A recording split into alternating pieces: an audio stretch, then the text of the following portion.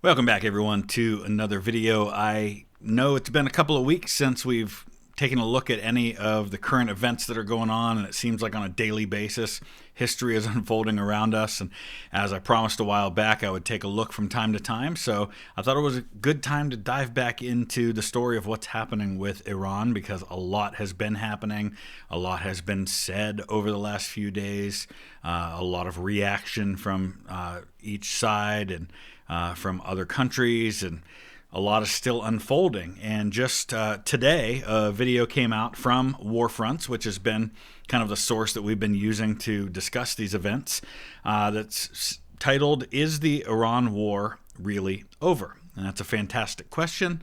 It's one we're going to dive into today.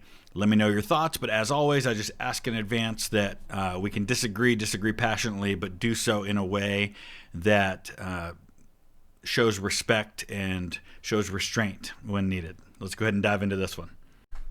And as we dive into this video, just real quick, for those of you who pre-ordered Trumbull County Boys, I want to let you know that back at the end of March, I ordered my author's copies of those books that I can sign and get sent out to you.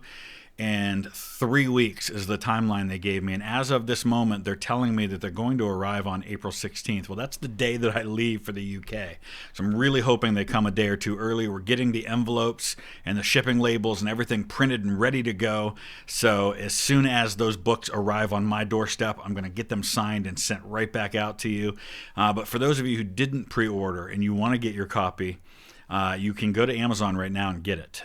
Both paperback and hardcovers are available. Looks like on average 2 to 3 days they're coming. So unfortunately, you're going to get yours way faster than the folks who pre-ordered for the signed copies, and I apologize for that. Nothing I could do. Just that's as quickly as they would send them to me.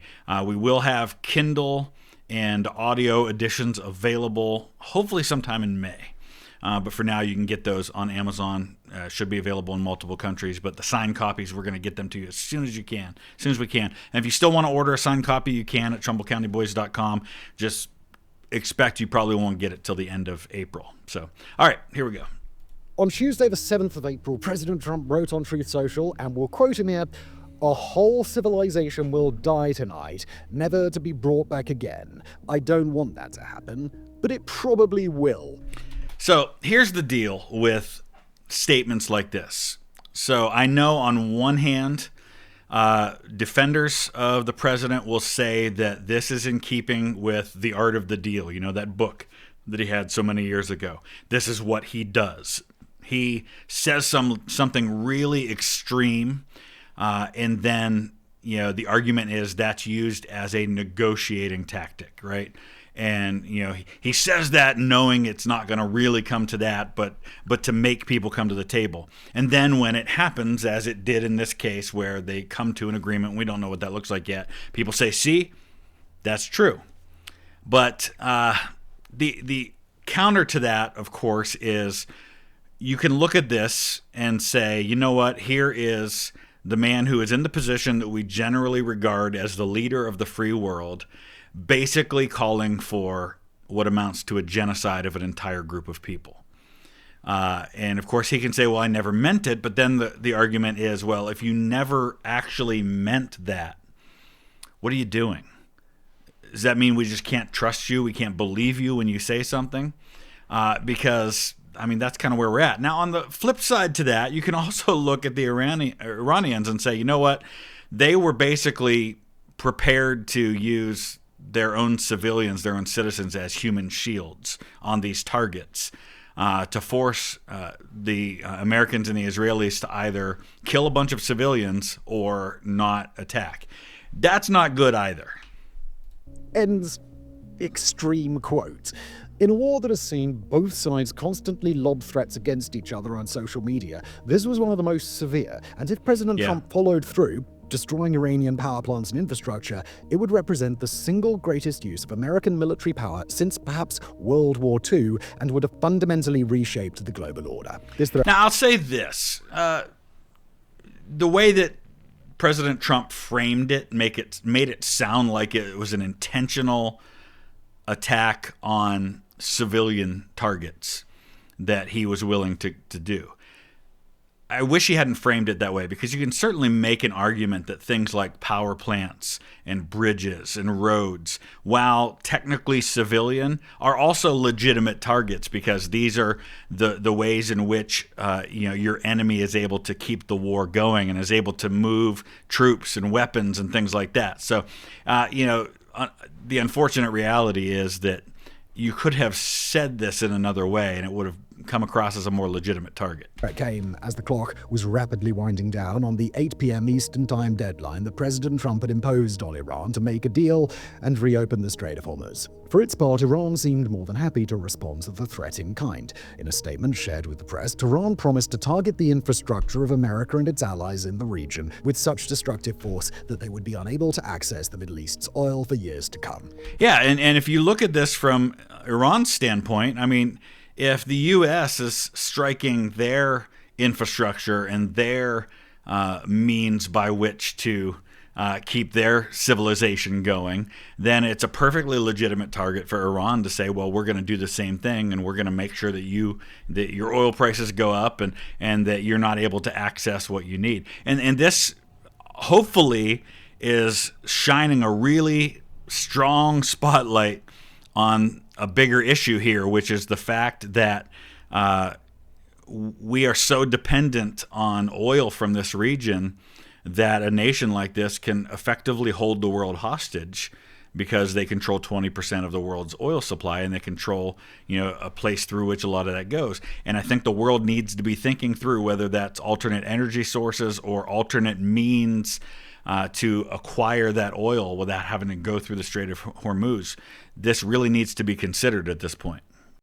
More importantly, according to the state-run Tehran Times, Iran cut off all diplomatic and indirect communication channels with Washington. As the hours ticked by, the world watched and waited to see what would happen. Then, at 6:32 p.m. Eastern Time, with less than an hour and a half before the deadline elapsed, the president made a post on Truth Social that changed everything. He said that after a conversation with Pakistani Prime Minister Shehbaz Sharif, and subject to Iran agreeing to the complete, immediate and safe reopening of the Strait of Hormuz, he had agreed to suspend the bombing and attack of Iran for a period of 2 weeks. And it does sound like that's happening. We're seeing reports out of Iran where they're communicating to their people that this is what's happening. So it seems to kind of line up in that way. And just another side note in all of this, in the aftermath of some pretty, what I would call, unhinged comments by the president on social media, especially the one on Easter, which just was, listen, as a Christian, I know a lot of my fellow Christians view Donald Trump as somebody who has been placed in his position by God and these sorts of things. And yes, as Christians, we should absolutely be praying for our leaders, whether that leader is a Democrat or a Republican and whatever position they're in. But can we please stop with this notion that Donald Trump is some kind of uber Christian president, right? I mean, he's clearly not. He's clearly not. And that's okay. There's no requirement that the president has to be a Christian. But I just feel like some of my fellow Christians seem to see in him something that isn't backed up by the fruit that comes from him. Anyway, what I was getting at with all of that is that I saw a lot of people then on the other side calling once again for the 25th Amendment to be invoked. And for those who aren't familiar, the 25th Amendment to the Constitution deals with line of succession to the presidency and includes a provision that allows for the vice president and a majority of the cabinet to declare that the president is incapacitated or in some way unable to carry out the duties of the office. And that would then cause the vice president to become acting president in that situation. And a lot of people were calling for that to be used. But here's the thing that people forget about that. And that is that that same provision then says that the president at any point can then say in a written statement that he signs, I am able to carry out the duties of my office.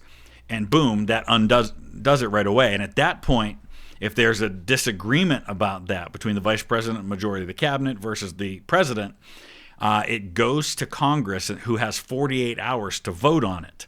So the end result is that if the vice president and the majority of the cabinet were to say, you know what, he's lost his mind, he's nuts, he's not fit for office, and they remove him, Donald Trump would only have to write a letter that says, no, they're wrong, I'm fine, and sign it.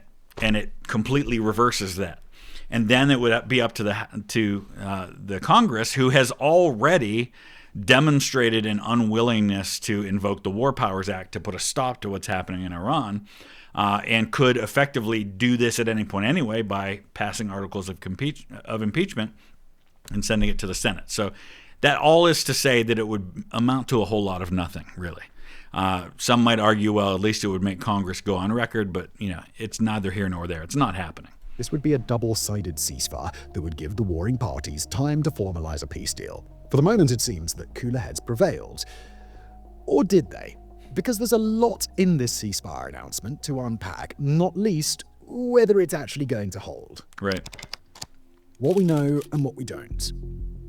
First of all, let's discuss what we know about the ceasefire and the negotiations happening behind the scenes to bring this war to an end. And just a caveat here, this is being recorded at 2 p.m. Central European Time, so if something major happens after that, don't expect us to cover it. Right, and it's major stuff's happening all the time with this, right? The passage of time making fools of us again and our total lack of crystal ball. In his post on Truth Social, President Trump said that America had met and exceeded its military objectives and had received a 10-point proposal from Iran and considered it a workable basis from which to negotiate. He also said that almost all of the various points of contention between Iran and the US had been agreed during the opening negotiations. And this is important because Iran, for its part, framed this as a victory for Tehran. The Supreme... Well, as they would, and this is something that the United States hopefully was considering in all of this, is that if you do all of this and the Iranian regime survives, even with many of its top leadership being taken out, but the same regime remains in place, no matter what they end up agreeing to in the end, they're going to spin this to their people as saying, look, forget the idea of ever overthrowing us because you had the United States and Israel throw everything they had at us, tens of thousands of strikes, and we're still here. I mean, absolutely they're going to spin this as a victory. National Security Council, the country's top security body, said that it had forced the US to accept its 10-point plan and described the ceasefire as an enduring defeat for Washington. However, Abbas Araghachi, the nation's foreign minister, had a more measured response, saying... Well, he's the foreign minister. It's his job to be more diplomatic, right? In a statement that while Washington had accepted the general framework of Iran's 10-point proposal, Iran was in turn considering a 15-point proposal from the US. These two competing proposals are at the heart of negotiations that are currently underway, and that's where you are, right? You're going to come at it with two different proposals, and somewhere in the middle, hopefully you come up with a solution, and neither side's going to be completely happy with it, but that's how negotiation works. Publicly known, they are vastly different, and each proposal includes points that the warring parties have previously rejected. In fact, according to Axios, a US official who saw the 10-point plan described it as maximalist, which in non-diplomatic speak means unrealistic and extreme. Al Jazeera reported that Iran had also used the word maximalist to describe the 15-point American peace plan, with sources in Tehran describing it as extremely unreasonable, deceptive, and misleading in its presentation. So, what was in these proposals, and what has changed for Washington and Tehran to now be seriously considering? Yeah, what's the question? While the full details of America's 15-point plan are not publicly available, here's what we know from what has been reported. The deal calls on Iran to dismantle its 3 main nuclear sites and end any enrichment on Iranian soil, suspend its ballistic missile program, curb support for proxies, and fully reopen the Strait of Hormuz. I think it would be fair to, in some way, for there to be some civilian nuclear program that the Iranians could use, like for nuclear power, which is a very different thing than enriching uranium for weapons. In return, Iran would have nuclear-related sanctions lifted, and the US would assist while monitoring the country's civilian nuclear program. Right, there you go. I think that's a perfectly reasonable outcome. Broadly reflects the US proposal discussed with Iran before the war started on February the 28th, when President Trump accused Tehran of not negotiating in good faith. Iran's plan, on the other hand, is publicly available after it was shared by Now News, an outlet supported by Iran's Supreme Council. Some of the proposals listed in the plan include that the US fundamentally commit to non-aggression, that Iran maintain control over the Strait of Hormuz, that sanctions against Iran and against foreign entities that do business with Iran be lifted, and the payment of reparations to Iran for the damages incurred during the war. Yeah, I don't see that happening, the payment of reparations. I mean, so obviously these are some things that are just not going to happen. Most importantly, Iran's plan demands that Washington accept that Iran can enrich uranium for its nuclear program. And look, you don't have to be a genius at pattern recognition to see that there are several key differences between those two visions. First, on the nuclear program. For Washington, the best-case scenario would see Iran completely dismantle its nuclear program. In lieu of that, America would then be willing to have a civilian nuclear program that is heavily monitored by Washington. For Iran, however, this would be a major breach of its sovereignty, which has been a core component of how Tehran has framed this war. Second, there's the question of Iran's ballistic missile program. In Iran's 10-point plan, the missile program is not mentioned, while Washington has previously indicated that it wants to, at the very least, limit the number and range of missiles that Iran has access to. Again, Iran will... That's a difficult one because you are basically telling a sovereign nation that they can't have weapons that you yourself have. Fully see this as an attack on its sovereignty and an attempt to limit its ability to retaliate should the ceasefire or any future agreements be broken. And that is a very real fear for Tehran because America and Israel previously attacked it in the middle of negotiations that the Iranian side believed were going well. And, you know, to think back to a very different time, obviously, 1945 and the aftermath with Japan. Japan was extremely limited in what it was allowed to do and had some pretty harsh, restrictions placed on its military. And it agreed to those things, and they're thriving now.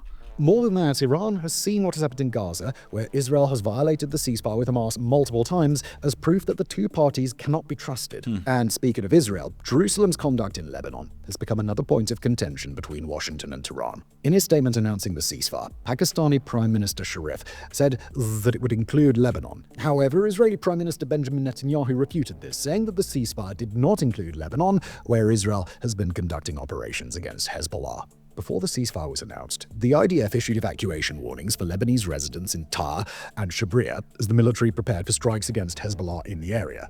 Residents were instructed to evacuate north of the Al-Zarani River. Now, we have to point out here that, according to Al Jazeera, Hezbollah announced that it would be abiding by the ceasefire, complicating matters further. Additionally, according to the Jerusalem Post, before the ceasefire was announced, the IDF's 98th Commando Division had joined ground operations in Lebanon.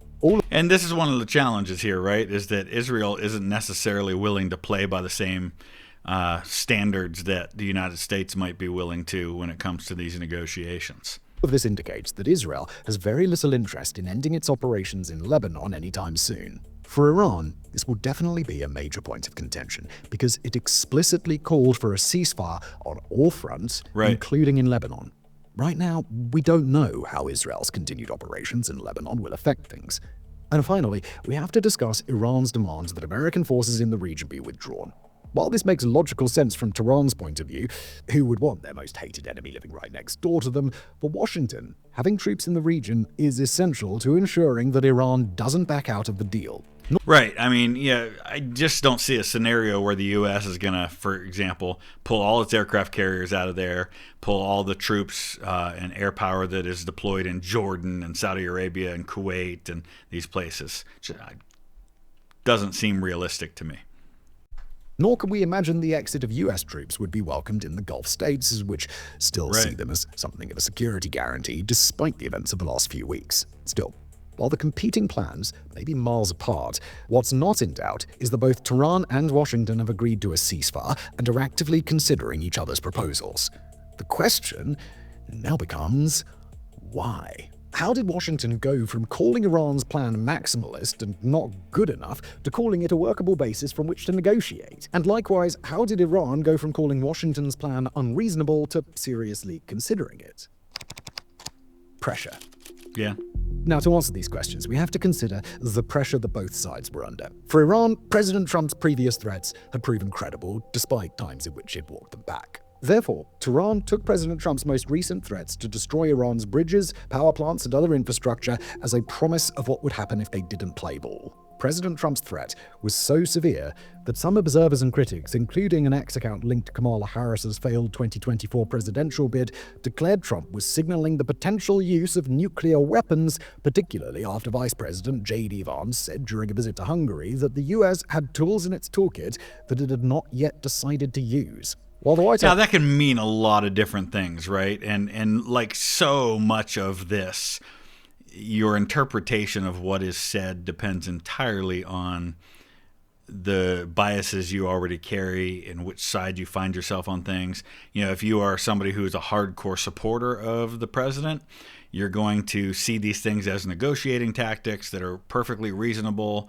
and you're going to say, well, he doesn't mean nuclear weapons. If you're on the other side of things, you're going to see it differently, and everywhere in between. Swiftly rejected suggestions that Trump was considering a nuclear strike. The ambiguity in Vance's language underscored the scale of the threat Washington was prepared to level against Iran. Yeah, for me personally, I didn't interpret it, any of what was said, to mean nuclear strikes. I didn't like what he said, and I thought it was out of line and not in keeping with how things should be done as president. Certainly not what I would have done, but I didn't think it was nuclear. The military pressure wasn't just from Washington. Tehran was dealing with Israeli attacks targeting its transport infrastructure, including bridges and railways. Beyond the immediate military danger, Iran was also facing mounting economic pressure.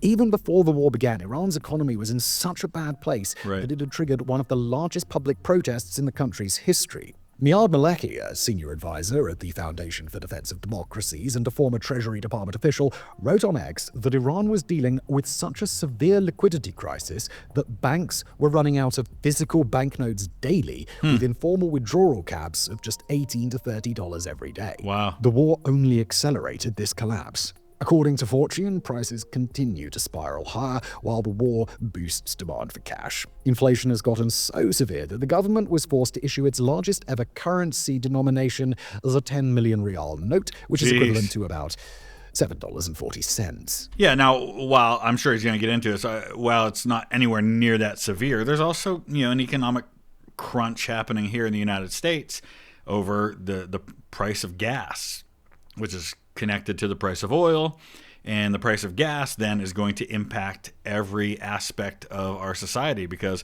it means it costs more money to fly, it costs more money to drive, it costs more money to transport goods, which means those goods go up in price. Meanwhile, analysts at Chatham House estimated that Iran's GDP would shrink by 10% because of the war. Economically and militarily, in other words, Iran was looking at a situation that experts have termed FUBAR. We'll leave it up to the comment section to explain just what that acronym effed up beyond all recognition. Beyond this, Tehran was also facing mounting diplomatic pressure from some of its closest allies. Pakistan, which has a long-standing relationship with both Washington and Tehran, had been working behind the scenes for weeks to bring Washington and Tehran to the negotiating table. According to Al Jazeera, Islamabad had led a multinational effort that included the foreign ministers of Saudi Arabia, Turkey, and Egypt, who met in Islamabad on the 30th of March. The meeting produced a joint 5-point initiative calling for an immediate ceasefire, urgent diplomatic engagement, and the restoration of normal maritime traffic through the Strait of Hormuz.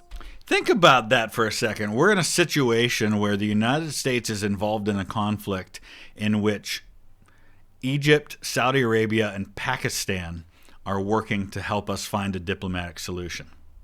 What a world. More importantly, China had thrown its weight behind Pakistan's mediation efforts. On March the 31st, Pakistani Foreign Minister Ishaq Dar traveled to Beijing to meet with Chinese Foreign Minister Wang Yi. According to Axios, the 5-point proposal came together during that visit. China's special Middle East envoy had also traveled to the region in a mediation effort. And, if you're China, obviously this is good, for you as you're, working on becoming the alternate superpower in the world to the United States, and you're looking to get more influence over this region yourself. Made it clear that it viewed the war as a structural shock to the world economy and pressed for an immediate end to military operations. You're right. As Iran's top trade partner and the biggest importer of Iranian oil, China has considerable influence in Tehran. Yeah. 2 Chinese officials told the Associated Press that Beijing had been in contact with Tehran throughout the negotiations with one consistent message: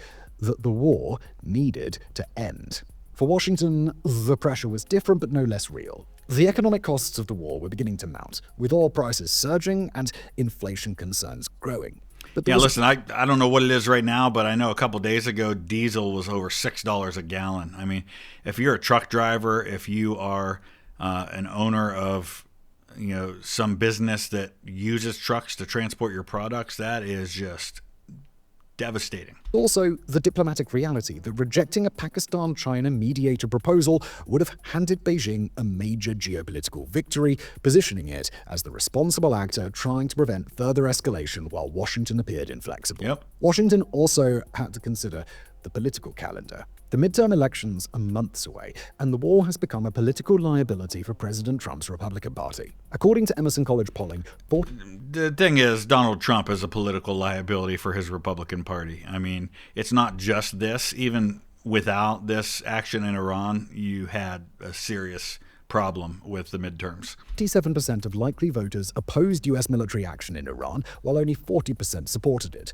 That's Trump's actually closer than I thought it rating has was. dropped to 42%, with 51% disapproving of his job performance. On the generic congressional ballot, Democrats led 49 to 42%.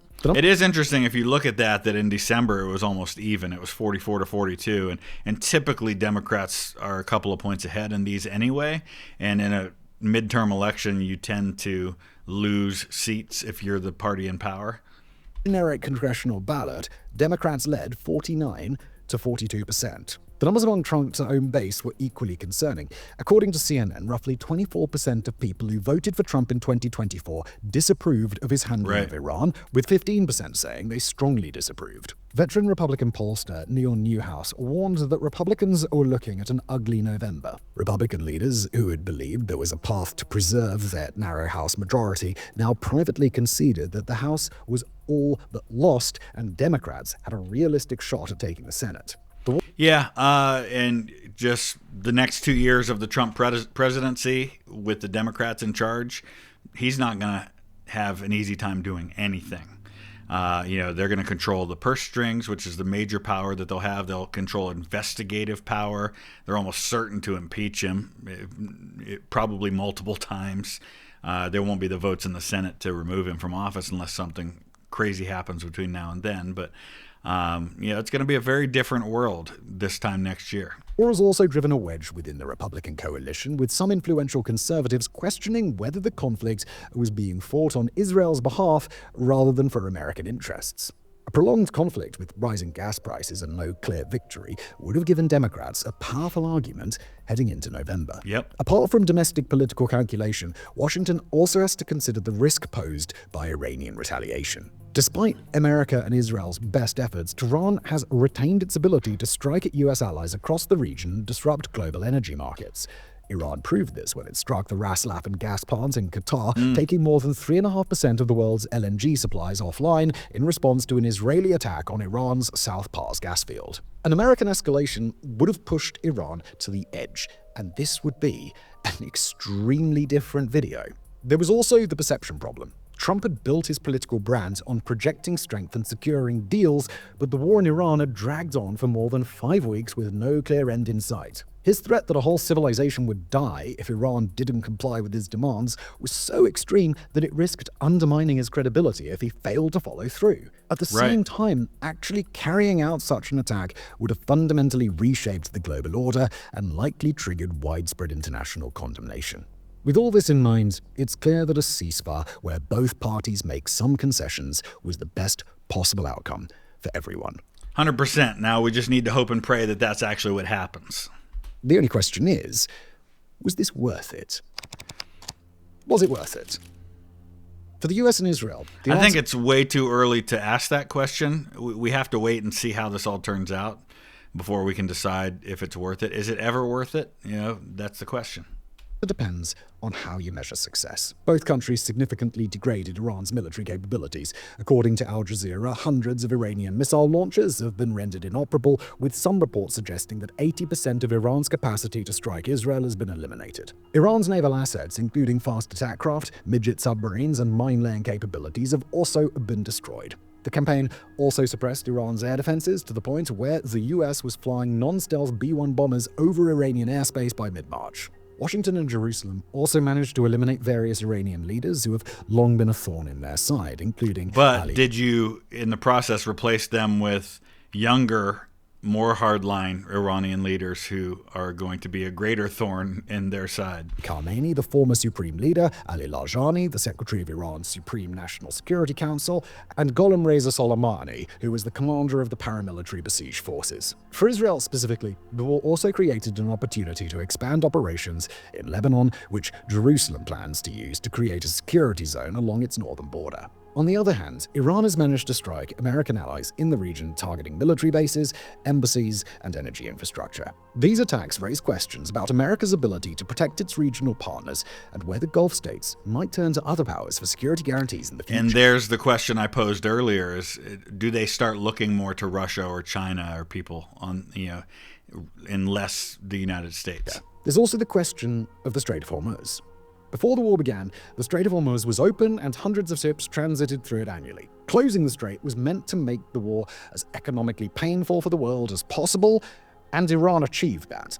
More importantly, Listen, Iran's never going to win it on the battlefield, but their plan, much like the plan of weaker powers against stronger ones throughout history, is just to outlast and to make it as economically devastating for the attacking country as possible. Iran's point of view, Iran now has the ability to levy tolls on ships transiting the strait, which might last long after this war is concluded. According to Reuters, Iran could make as much as $120 billion a year until the oil and gas-producing nations build pipelines to avoid the strait.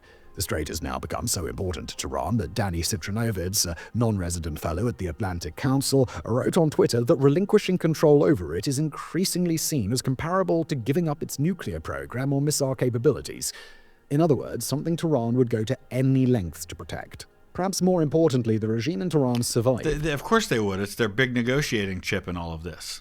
Despite the deaths of Khamenei, Larijani, and other senior officials, the Islamic Republic appointed a new supreme leader, Khamenei's son, Mujtaba Khamenei, and maintained its command structure. The system that Washington and Jerusalem had hoped to topple remains intact. Finally, we have to talk about the human cost of this conflict because the death toll has been staggering. Right. In Iran, according to the US-based organization Human Rights Activists in Iran, HRANA, 3,540 people have been killed since the war began. In Lebanon, authorities report that 1,461 people have been killed in Israeli strikes since the 2nd of March. Across Iraq, Kuwait, the UAE, and other countries in the region, dozens more have died in Iranian attacks and related incidents. In Israel, about 30 people have died, including 10 soldiers killed in southern Lebanon. And for Washington, 13 service members have so far been killed. So to answer the question we asked at the start of the section, whether this was worth it, well, that depends really on who you ask. Right. For Washington and Jerusalem, some of their key military objectives have been achieved, and Tehran is unlikely to pose a threat for years to come. For Tehran, the regime's survival and control over the strait represent significant victories. However, for the people caught in the middle and the economies battered by soaring fuel prices, the answer is almost certainly no. Yeah. If Washington, Jerusalem, and Tehran had negotiated in good faith in February, then the worst of this could have been avoided. Oman's foreign minister, Badr bin Hamad al-Busaidi, one of the key mediators during this period, said during an interview with CBS that a peace deal was within reach and that the world needed to give diplomacy the space that it needed to get there. We now have to wonder how different the Middle East would look today if the powers that be had heeded al-Busaidi's call to give diplomacy the space that it needed to work.